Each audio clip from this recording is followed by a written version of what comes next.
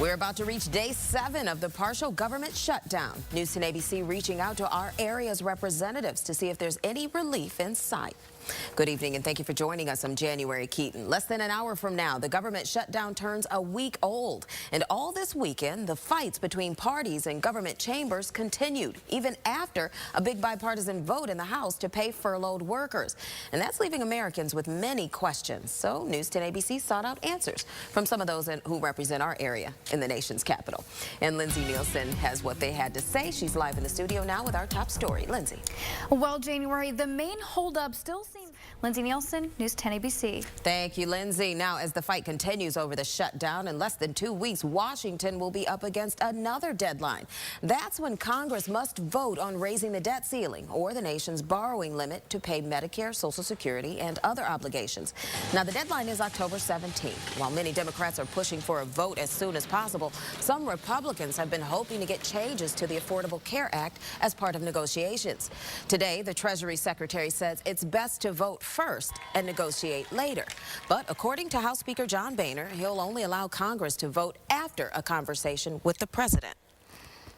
I'm telling you that on the 17th, we run out of our ability to borrow, and Congress is playing with fire. If they don't extend the debt limit, we have a very, very short window of time before those scenarios start to be played out. Yes or no? Would you put that bill on the floor? I do not want the United States to default on its debt. But I am not going to raise the debt limit without a serious conversation about dealing with the problems that are driving the debt up. So on your own... It'd be irresponsible of me to do this. Now, the Treasury says failing to raise the limit could force the government to default on its payments for the first time ever, creating a potential financial crisis. And with Washington dealing with the shutdown and now the debt ceiling, there's another thing that could fall through the cracks. A new farm bill, and that could hit Americans at the grocery store. The current bill is set to expire January 1st. If no action is taken, that could force the government to pay more for dairy products, meaning consumers would have to shell out more for cheese, milk, and more. You may remember the same thing happening last year when the government almost shut down then. New at 11, we are reaching the end of an era here in the capital region, and what would be the last blockbuster video location in our area announces it's closing up shop. News 10 ABC learned today that the Blockbuster on Broad Street in Glens Falls will be closing in November. This comes several weeks after the Latham store also announced it would be closing. Latham is currently wrapping up its liquidation sale and will shut its doors for good in just a few weeks, October 20th. The last day for the Glens Falls Blockbuster is November 23rd. Over the past several years, Blockbuster has closed many of its rental stores, instead focusing on streaming video and movies by mail, sign of the times. But the space occupied by the Glens Falls Blockbuster will not remain vacant for long. A local gym expects to move in by the winter. Anytime Fitness, which is based in Hudson Falls, says on its page of Facebook that its owners will open a second location inside the Broad Street Plaza. And a fallen light pole caused a minor traffic issue in Menands this afternoon. The response closed a section of Broadway between Brookside Avenue and Menand Road while crews cleared the scene. But police have a bit of a mystery on their hands as they don't know what exactly caused it to topple over in the first place. Either way, things were back open by about 4 o'clock this afternoon. And CDTA is investigating whether one of its drivers may have struck a bicyclist with a bus yesterday evening. The incident happened in front of UAlbany's Uptown campus just before 6. A university spokesperson says the bicyclist was involved in some kind of accident and taken to the hospital. Now, UAlbany police are looking to find out what kind of accident that was and if a bus was involved. Now, we reached out to CDTA, and a spokesperson tells us the agency is investigating what happened. The cyclist's injuries are not expected to be life-threatening. Well, your storm tracker forecast is up next on News 10 ABC, and for a preview of what's to come, here's meteorologist Andy Gregorio. Andy. Alrighty, January. ABC at 11. Welcome back, everybody. I'm January Keaton. A scary scene at the Indy car race in Houston, Texas this afternoon as it ended in a horrific crash that injured champion driver Dario Franchitti and more than a dozen people when part of his car went into the stands. It happened on the last lap of the race when Franchitti's car went airborne, flipping into the catch fence, shooting debris into the grandstand. An Indy car official and 13 fans, there it is again, were hurt. The official and 2 fans were hospitalized. All others treated on the scene. Franchitti's teammate, Scott Dixon, spoke after the race. That was a big hit. I heard, Dario was okay. It looked like he was moving around when I drove past. And we come here to race. We come here to put on a great show, and nobody, we don't want to see anybody get hurt. And Keaton is expected to recover. He suffered a concussion, a fractured ankle, and 2 fractured vertebrae that will not require surgery. Authorities in Mexico say a monster truck driver had been drinking before he plowed into a crowd of air show spectators yesterday, killing 8 people and injuring 79. But at this point, it's not known if he was legally intoxicated. Prosecutors say it appears he lost control after leaping over cars during the show in the city of Chihuahua. The driver is now being held on suspicion of manslaughter charges. Meanwhile, a motorcyclist arraigned on gang assault charges for his alleged role in a brawl between a crew of bikers and an SUV driver in New York City. The biker, Reginald Chance, is not accused of joining in the beating of the driver, but setting it in motion by breaking the SUV's window. Authorities say the fight started when the driver ran over a biker while trying to flee the group from an earlier altercation. That biker may be paralyzed. Video of portions of the fight have since gone viral, and the SUV driver has yet to be charged. Well, your Storm Tracker forecast is up next on News 10 ABC, and for a preview of what's to come, here's meteorologist Andy Gregorio. Andy. Alrighty, January, you're going to need... Dedicated, determined, dependable. Your trend begins with a bouncing baby Barry. Hallie is a mommy again. The Oscar-winning actress and her dreamy new hubby, Olivier Martinez, welcomed their first son this weekend. No word on a name just yet. Barry has a 5-year-old daughter, Nala, with ex-boyfriend Gabriel Aubry. Well, Lauryn Hill singing her freedom song literally. The Grammy-winning singer, locked up since July for tax evasion, is celebrating her recent release from prison with a new song called Consumerism. Well, remember Sinead O'Connor? Well, she's back in the media with some blunt advice for Miley Cyrus. Don't let the music industry prostitute you. The Nothing Compares to You singer wrote the comment in an open letter to Miley. In response, 20-year-old Miley took to Twitter and compared O'Connor to troubled star Amanda Bynes. Wow.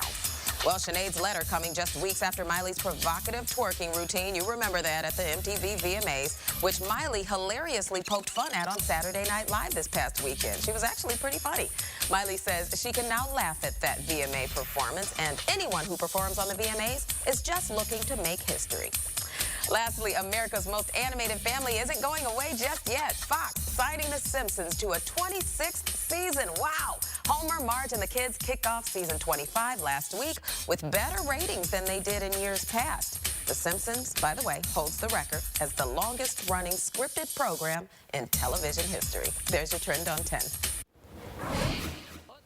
Welcome back, everybody. For the second year in a row, the Pleasantdale Rod and Gun Club held its unique fundraiser to mark Breast Cancer Awareness Month. Today, they had people trap shooting to help out Samaritan Hospital. A unique event held today in support of breast cancer awareness. Last year we generated 7,200. We only expected to get approximately 2,000 to 3,000. And we already have that already, and the doors are just pretty much open. The Pleasantdale Rod and Gun Club in Troy hosting the second annual Take Aim Against Breast Cancer Trap Shoot. Alan Yando is the president of the club. We have one woman who is a survivor. She's also state champion trap shooter. And like I mentioned earlier, hopefully she teaches some of these young fellas and other women how to shoot. She's very good. I am a I'll be 19 years breast cancer survivor. For a $25 donation, participants not only enjoyed trap shooting, but a pig roast, silent auction, and prizes for the top shooters. Not to mention a sense of helping others. I just think it's a wonderful cause where the money goes. Research is always being done every day, and money's always needed. And October is also known as Down Syndrome Awareness Month, everybody. And hundreds in Schenectady Central Park did not let a little rainy weather ruin their good time at the 17th annual Buddy Walk. It's a 1-mile walk to support people with Down syndrome and their families. And it's not only a way to celebrate, but also promote the community inclusion and acceptance of people with Down syndrome. Our very own Christina Rangio was there supporting her 4-year-old son, Luke. She tells us events like these can enlighten and inspire people. And this is also the first night of National Fire Prevention Week, and the East Greenbush Fire Company wants to make sure seniors in its town are safe at home. So the department is providing and installing new state-of-the-art smoke detectors free of charge to any person in East Greenbush over 65 years old. Interested homeowners can call the firehouse at 479-4168. And if no one picks up, just selects the option for the chief's office and leave them a message. Now let's check in with News 10 ABC's Josh Sims for a preview of what's ahead in sports. Hey there, Josh. Hey, January. Well, the game, but a great play right there. Certainly. Very cool. All right. Well, finally tonight, everybody, it's a new record for Bennington, Vermont, as they go in the books for making the world's largest peanut butter cup this weekend. Check this out. This really happened. Nick Monty, owner of the chocolate shop on Main Street, organized the effort Friday. Working with his crew, Monty whipped up this 230-pound monster of a snack. And after he finished baking it, pieces were sold to benefit a local charity. How sweet. I'm hungry. I get it. I was hungry too. I get it. I did. Well, anyway, what's not so sweet is tomorrow's going to be That's a little right, ugly. especially during the afternoon, rush hour home, wind and wet, maybe some strong storms too, and the nicer weather coming back in Tuesday through the midweek period. All right. Well, thank you guys for joining us tonight. News 10 returns in the morning at 5 a.m. with the latest news and weather. You guys have a great evening.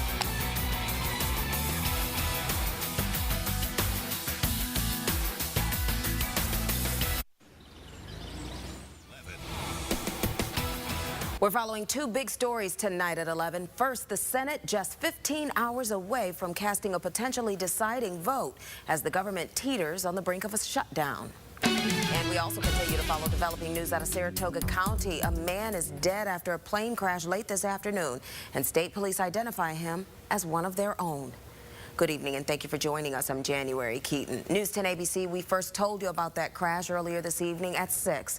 In the hours since, we've learned it has turned deadly, and that victim is a state police veteran. It happened in the northern Saratoga town of Edinburgh near the Great Sacandaga Lake in the border of Fulton County. That's where News 10 ABC's Jennifer Lee has been all night dedicated to getting the latest. She joins us now with the details. News 10 ABC. And stay with News 10 ABC. We will continue to follow developments concerning that crash. If anything develops overnight, we'll have it for you on News 10 ABC in the morning, beginning at 5 a.m. All right, now to our other big top story tonight. The ball is now in the court of the Senate for their vote on a budget agreement, which could end in the government shutting down. They're expected to act tomorrow afternoon.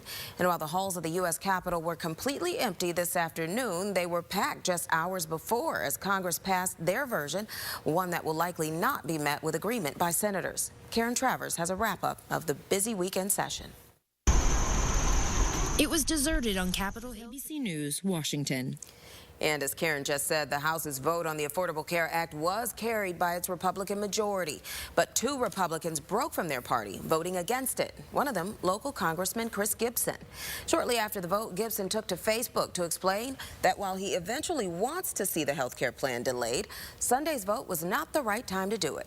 In a statement posted to his Facebook page, he said, quote, "The Senate will reject this resolution and we'll be back to square one on Monday, increasing the likelihood of a government shutdown, which I oppose," end quote. Meanwhile, two Democrat congressmen chose to not go with their party, and they voted to delay the Affordable Care Act. One of those representatives, Jim Matheson of Utah, released a statement saying he voted against his party simply because he agrees the plan should be delayed. But one thing every Congress member could agree on, making sure our men and women in the military get paid, even in the event of a government shutdown. Last night on News 10 ABC, we reported that a potential shutdown would keep paychecks from coming to all active service members for its duration. But just minutes after we went off the air, Congress unanimously voted to guarantee that military members will be paid no matter what happens with the budget negotiations. But like the other bills, this also must be given approval by the Senate tomorrow. And News 10 ABC will keep you updated on this story as well in the hours leading up to the Senate's vote and what its actions mean for a potential government shutdown. Meanwhile, even more developing news to tell you about tonight. This out of Greenfield in Saratoga County. The county sheriff's office confirms to News 10 ABC that it's investigating a serious accident at the corner of Grange and Middle Grove Roads. No other information is available at this time, but we'll continue to stay in touch with authorities and we'll bring you any new details starting on News 10 ABC in the morning. And 3 fire departments, including one from Massachusetts, joined in to fight a barn fire in Steventown late this morning. The Rensselaer County Sheriff's Office tells us it started just before noon along South Road. Crews headed out in less than an hour, and authorities said no animals were in the barn at the time and no injuries reported. Well, last night was a long one for Fort Edward Police as its officers spent the night staking out the home of an alleged armed man. An early morning report of gunfire drew police to a Notre Dame street home. Police tell us it appears a man was kicked out of a party at another house on the street and then returned home firing shots. Several agencies surrounded the building where the man was holed up for nearly 8 hours. The standoff ended without incident this morning. Police say no one was injured and the man is now facing charges. News 10 determined to stay on top of a story we first brought you earlier this month. Hundreds of arrests still anticipated for the giant house party that left thousands of dollars in damage at a Steventown home. Tonight, the Rensselaer County Sheriff's Office tells us there have been no new arrests after 7 people were charged last week. More than 200 people are said to have broken into the Rensselaer County home of former NFL player Brian Holloway. They did it for a party and vandalized it. Just before the start of the weekend, Governor Cuomo signing off on 2 big bills you might not have even heard of yet. The first involves children and cough syrup. The new law now bars anyone under the age of 18 from buying medications containing dextromethorphan, or DXM, without a prescription. That's an ingredient found commonly in extra-strength cough syrup and certain cough and flu products. The governor's office says it pushed for the law after a growing problem of teens abusing the medication to get high. Most brands offer versions of that product that are DXM free. The governor's other new law targets anyone who plans to take a motorboat out on New York's waters next spring. Eventually, you're going to need to be certified to do that. Beginning in May, the state will require teens 18 and under to take an 8-hour safety course before they can legally get behind the wheel of a motorboat. But adults are not out of the water. In the coming years, they'll be required to do the same thing. The governor's office says being caught driving a motorboat without that safety course certification could net you a $100 to $250 fine. Well, the nights have been a little chilly, but the days have certainly been warm and sunny. Will it stay that way for the week? I think I know the answer to this, but I'll get it over to Andy and he'll give you an update. Alrighty, January. Yes, indeed. Upper and middle 60s. January. All right. Thanks, Andy. Up next here on News 10 ABC, a moose is captured after it makes its way close to the Northway. No, it is not a repeat from last week's moose. Authorities work to corral another local moose as it wanders in a high-traffic area. The details next. And coming up a little later, we'll take you to a very special event in South Glens Falls where many came out to honor the memory of a local boy who's now become an influence for people battling cancer. ABC at 11. Welcome back, everybody. I'm News 10's January Keaton. For the second time in as many weeks, officials with the DEC have to capture a moose that inched dangerously close to the Northway. Colony police tell News 10 ABC the animal was spotted in various parts of Latham throughout the morning, starting in the area of exit 6 of the highway, and that's near Route 7. By early this afternoon, Incon officials were able to track the moose to the area of the post office on Route 155, just a short distance from exit 5. We're told they were able to capture the moose and eventually release it up north. News 10 ABC spoke with a man who saw the response. I went on the Northway, had to go get some groceries, and on the Northway going north at exit 6, there was 4 state trooper cars, 2 Incon cars, and all the troopers and the men were in the woods. I have a hard time getting on this road myself without getting hit by a car. I don't know how a moose did it. Last Sunday, a male moose was spotted near exit 9 of the Northway in Clifton Park. The following Monday, it made its way to a backyard in Half Moon, where Incon officials safely tranquilized it and brought it back to the Adirondacks. Authorities in Vermont are paying closer attention to the sale of hard drugs in the state, and that means they're spending less money on fighting marijuana. But Vermont is okay with that. The state's public safety commissioner says its resources are better spent fighting more dangerous drugs, ones that can fuel burglaries, robberies, and other crimes. 15 years ago, Vermont spent $60,000 a year on marijuana eradication. This year, they're spending less than half of that amount. But that doesn't mean they won't be cracking down on pot growing operations. The commissioner says police will still focus on high-yield plots. And while it's been nice here in Albany, this has been a weekend of wild weather in the Northwest. Some areas got a month's worth of rain in just 2 days, marking the region's wettest September on record. Torrential rains and howling winds were a 1-2 punch. just 2 days, marking the region's wettest September on record. Torrential rains and howling winds were a 1-2 punch. Streets became water hazards, turning drivers into pedestrians and cars into push carts. Violent gusts toppled trees everywhere, adding to the health hazards. Work crews, they struggled to keep up with clearing all those downed limbs that are blocking streets and sidewalks there. That's the third time that this has happened in the last 6 weeks. This is crazy weather. Doesn't bother me. I'm a fisherman, so I'm used to this. And the forecast isn't good for the Northwest either. With more storms coming, rainfall totals in some areas could hit 10 inches by Monday night. Wow. Okay, so what's in our forecast for our area? Well, News 10 ABC meteorologist Andy Gregorio is here with that answer. Andy. Nothing like that, January, at least not for a while. And then turning cooler with periods of rain in the 60s for next Sunday. We're not going to focus on that rain. We're going to look at the beautiful string of sunny right up days. to Thursday, and especially the next 2 days coming up. That's going to be awesome. Yep. Thank you, Andy. Okay. Well, since early this week, you guys have been leaf peeping. News 10 ABC, we're getting a constant stream of your pictures, too, of those beautiful leaves changing in your neck of the woods. Tonight, we'd like to show you a picture sent in by Chauncey McCormick of Johnstown. Chauncey, he owns Grandma Millie's Bakery on County Highway 153. Shout out to Grandma Millie's. He says while working an event in Johnstown today, he captured this beautiful sight at Rogers Orchards.